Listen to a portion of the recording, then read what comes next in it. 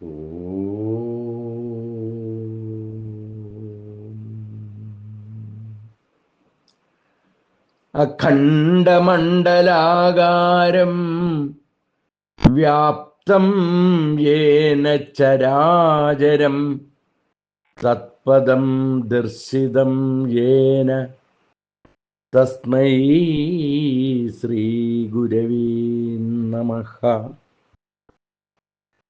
പ്രിയ പഠിതാക്കളെ, ഇന്ന് നമ്മൾ പഠിക്കാൻ പോകുന്നത് ആത്മോപദേശ ശതകം കൃതിയിലെ 42ാമത് ശ്ലോകമാണ്. ആദ്യം നമുക്ക് ശ്ലോകം ഒന്ന് ആലപിക്കാം. ഇതമറിവെന്നതിലാദ്യമാം ഇതെന്നുള്ളതു സമ തൻ്റെ വിശേഷമാണു ബോധം.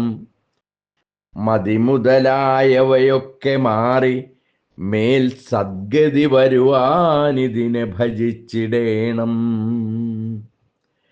ഇതമറിവെന്നതിലാദ്യമാം ഇതെന്നുള്ളതു സമ തൻ്റെ വിശേഷമാണു ബോധം. മതിമുതലായവയൊക്കെ മാറി മേൽ സദ്ഗതി വരുവാനിതിനെ ഭജിച്ചിടേണം. ആദ്യം നമുക്ക് അന്വയാർത്ഥം പഠിക്കാം. ഇതറിവെന്നതിൽ, ഇത് അറിവാണ് എന്നതിൽ, എന്ന കാര്യത്തിൽ, ആദ്യമാം ഇതെന്ന് പറയുന്നതിൻ്റെ അർത്ഥം, ഇതെന്ന് പറയുന്നതിൻ്റെ അർത്ഥം സമ. സമ എന്നതിൻ്റെ ഏകദേശ അർത്ഥമാണ്. സമ എന്നതൊക്കെ കഴിഞ്ഞ 2-3 ക്ലാസ്സുകളിലായി സമയെക്കുറിച്ചൊക്കെ നമ്മൾ വിശദമായി പഠിച്ചു കഴിഞ്ഞു.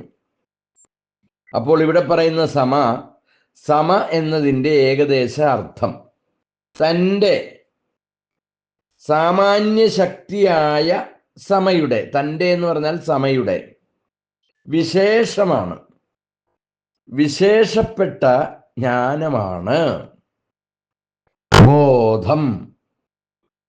വിശേഷപ്പെട്ട ജ്ഞാനമാണ്, വിശേഷമാണ് എന്ന് പറഞ്ഞാൽ വിശേഷപ്പെട്ട ജ്ഞാനമാണ് ബോധം. ബോധം എന്നത് അറിവ്.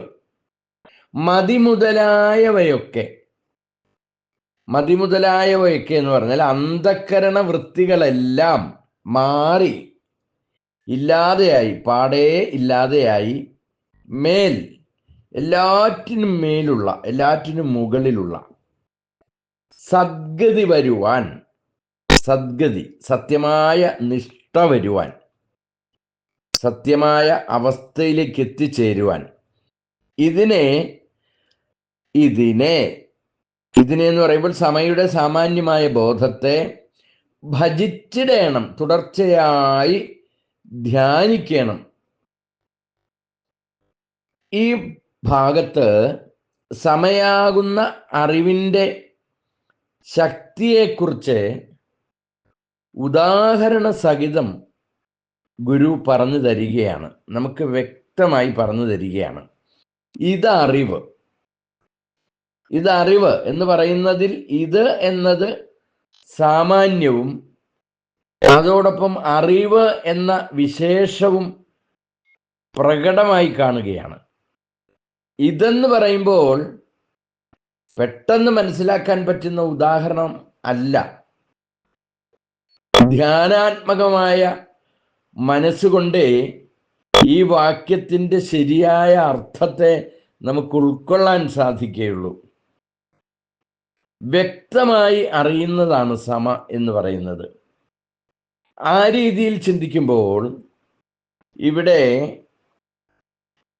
ഇവിടെ പറഞ്ഞിരിക്കുന്ന അറിവ് ഒന്നേയുള്ളൂ. മുൻപ് പറഞ്ഞിരിക്കുന്ന ഉദാഹരണത്തെ പോലെ പെട്ടെന്ന് മനസ്സിലാക്കാൻ പറ്റുന്ന തരത്തിലുള്ള ഉദാഹരണമല്ല ഇത്. ഒരു വസ്തുവിനെ കാണുന്നതും കേൾക്കുന്നതും ശ്വസിക്കുന്നതും മണക്കുന്നതും രുചിക്കുന്നതും അനുഭവിക്കുന്നതും സ്പർശിക്കുന്നതും ഒക്കെ അറിവുകളാണ് എന്ന് നമ്മൾ മുൻപ് പഠിച്ചു. ഞാനൊരു പുഷ്പത്തെ കാണുന്നു എന്ന് പറയുമ്പോൾ ഞാൻ കാണുന്നവനാണ്. ഞാൻ ഒരു പുഷ്പത്തെ കാണുന്നു. അപ്പോൾ ഇവിടെ കാണുന്നവൻ ഞാനാണ്. അതുപോലെ തന്നെ കാണപ്പെടുന്നത് എന്താണോ അങ്ങനെയുള്ളതായ ഒരു സാധനമുണ്ട് കാണപ്പെടുന്നത്. ഞാൻ പുഷ്പത്തെ കാണുന്നു, അപ്പോൾ ഞാൻ കാണുന്നു. കാണപ്പെടുന്നത് എന്താണോ അത്, ഇവിടെ പുഷ്പം. കാണുക എന്ന പ്രക്രിയ, ഈ മൂന്ന് സംഗതികൾ ഒരേ സമയം ഒരേപോലെ സംഭവിക്കുന്നതാണ്. പുഷ്പം, ഞാൻ, കാണുക എന്ന അനുഭവം. ഇത്രയും കാര്യങ്ങളെ വേർതിരിച്ചറിയാൻ നമുക്ക് കഴിയണം. അപ്പോൾ കാണുക, കേൾക്കുക, അറിയുക, സ്പർശിക്കുക, രുചിക്കുക, ഇവയൊക്കെ അറിവുകളാണെന്ന് പറഞ്ഞു കഴിഞ്ഞു. ഇത്രയും കാര്യങ്ങളെക്കുറിച്ച് ചിന്തിക്കുമ്പോൾ എല്ലാം അറിവാണെന്ന് നാം മനസ്സിലാക്കണം. ഈ രീതിയിൽ മനസ്സിലാക്കുകയാണെങ്കിൽ നമ്മുടെ ബുദ്ധിയിൽ സംഭവിച്ചുകൊണ്ടിരിക്കുന്ന ഭ്രമാത്മകത മാറിക്കിട്ടും.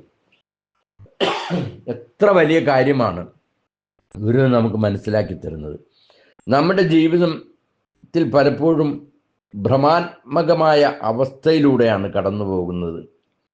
എല്ലാം അറിവ് തന്നെയാണെന്ന് മനസ്സിലാക്കി കഴിഞ്ഞാൽ പിന്നെ അങ്ങനെയൊരു ഭ്രമത്തിൻ്റെ ആവശ്യം നമുക്കുണ്ടാവില്ല. സത്തായിരിക്കുന്ന അറിവിൽ നിഷ്ഠ കൈവരും. ചുരുക്കി പറഞ്ഞാൽ എന്തിനെക്കുറിച്ച് അറിയുമ്പോഴും ഇതറിവ്